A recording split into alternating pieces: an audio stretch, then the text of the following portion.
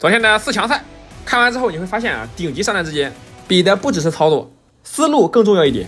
这一把的话撞衫了啊，都选了诺手。首先左边的话就是皮狗，右边诺手呢是之前那个拉夫啊，峡谷6000分。让咱们看一看这个谁更猛一点。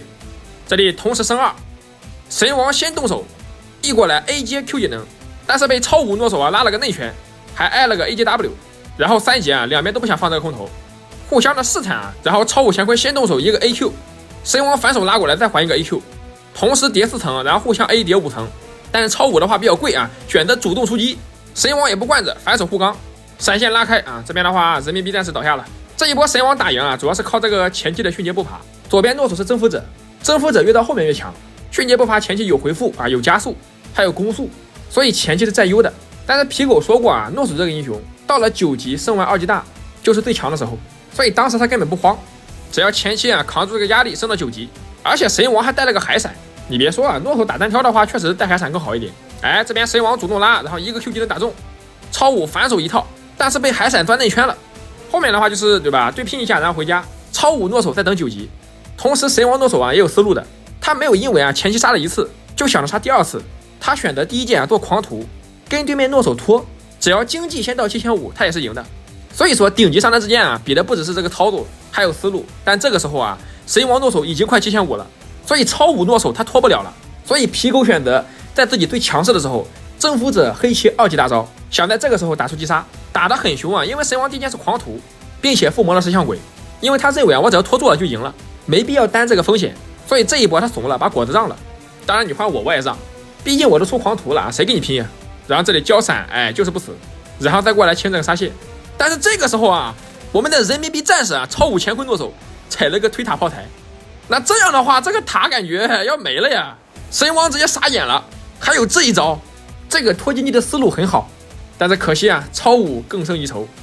然后来到第2把，上把的神王换成了这个狼人大人，但我们都知道啊，前几天狼人刚削弱，所以这个压制力的话比原来要低了不少。这里一节啊吸附 Q 过来，打出这个强攻，咬完第2口往后拉，诺手反手拉过来，双方的换血啊谁都不让谁，但是狼人的内线能力更强，所以换血的话是狼人赚的。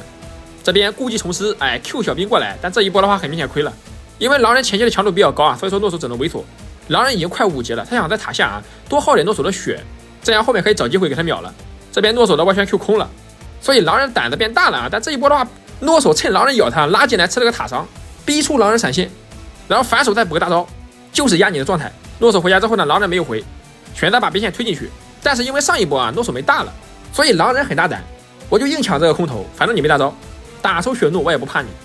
然后给你们说个有趣的事情，昨天视频不是8强赛嘛，我剪了2组做视频，甚至我开局都说了啊，8强参加比赛的最低的都是峡谷传说，最高的峡谷6000多分，希望弹幕啊不要当这个嘴枪王者。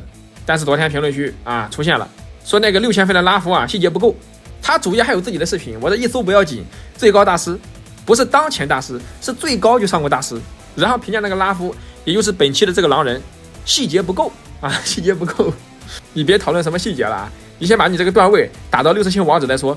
有人反驳他，他还嘴硬，说自己的大师啊是真凭实力，别人的峡谷6000分啊是靠日活的。你要说打了1000多把啊，负胜率的传说，那确实是日活，但人家都打到6000分了呀，再怎么着也轮不到你一个大师，对吧？你去嘲讽人家，先想想自己啊怎么通过那个细节啊突破这个宗师再说吧。就你信不信？就本期视频，就这双方这么强的对拼，肯定有人啊说这个不行那个不行，你信不信？说别人细节不够啊，玩的不好的话也行。如果你是峡谷7000分的话，你说呗。关键是你都打到开拓1了啊，你这对吧？开拓1这太抽象了啊！难道这个段位是一个圆形？南辕北辙，往开拓下面掉下去就是传说了。所以他觉得啊自己开拓1可以评价传说6000分，对吧？细节不够。行了，不说了啊。这边的话，狼人应该是感觉到压力了，想通过断线啊比经济的手段来拿下这一把。但是诺手的话不让你清，就是来打你。其实这边的话啊，狼人的经济是领先的，所以他选择上马的思路就是稳中求胜。毕竟我不信你，对吧？运气再怎么好，还能关键时刻来个炮台吧，并且还吸取了上一把的经验，先把沙蟹给清了。虽然逼出大招了啊，但是最起码啊，没有沙蟹的话，这个塔应该能保住。但是诺手不跟你多逼逼，大招靠近防御塔，打一下闪出来，再把狼人往后面拉过去，直接不理你，我推塔。看到没？这就是顶级上单之间的对拼，比操作都差不多，就看思路。然后来到第2组，这一组的话是8强以来啊唯一一组放出节奏的。貌似速度赛啊，杰斯的话很强，所以一般都是办掉的。当然啊，拉夫也不弱，但是如果杰斯啊拉扯的好的话，拉夫确实很难受。所以这个拉夫啊，他放了杰斯，选择了迅捷步伐，应该是有思路了啊。前期靠迅捷步伐稳住，找机会跟杰斯拼一波。毕竟这个状态差距不大的情况下，杰斯是拼不过拉夫的。这里一节的话，杰斯很凶，利用长鼠的优势压制拉夫，拉夫只能被迫用这个 Q 补刀。这里把兵线推进去，进草丛来了个树门炮，这是怎么打出来的？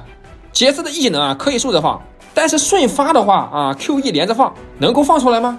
当时我问了，然后弹幕告诉我是改键，用移动键来调整加速墙的位置。毕竟我一头雾水啊，因为我没试过。杰斯的 E 技能啊可以用移动键来改这个方向。那这样的话，这个拉夫的压力很大。如果换我玩拉夫的话，在我不知道啊这个树门炮怎么放的情况下，他放的又快又准，而且射的还准，这是遇到小宙斯了。然后这里挨一炮，然后再挨一炮，往前清兵，杰斯过来 A 一下，再点一下，开 WA 2下，再换锤子往后拉。刚想清兵啊，又挨了一炮，压力拉满了，然后再锤兵，顺便打拉夫，再给他敲开。所以拉夫比较红温啊，这边的话炮空了，直接啊一个 Q 就能打到。往前走啊，交个 E 技能，捡了个回血啊，还不错。单挑的话，这个回血是很重要的。然后各自回家补装备。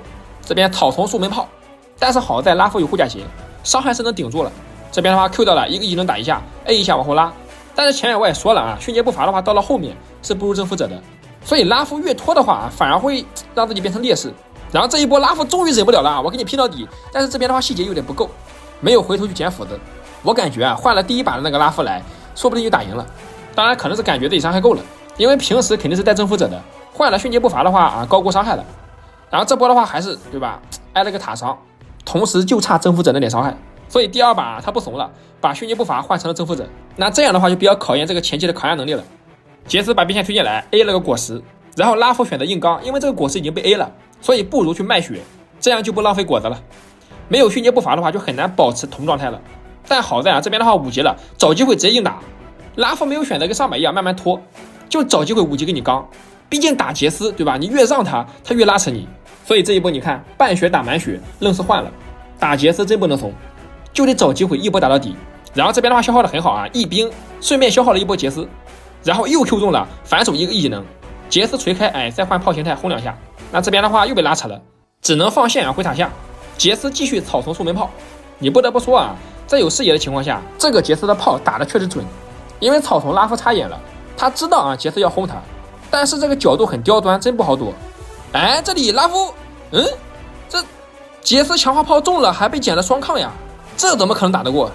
那今晚7点啊，这个杰斯将会迎战皮狗，让我们看谁是冠军。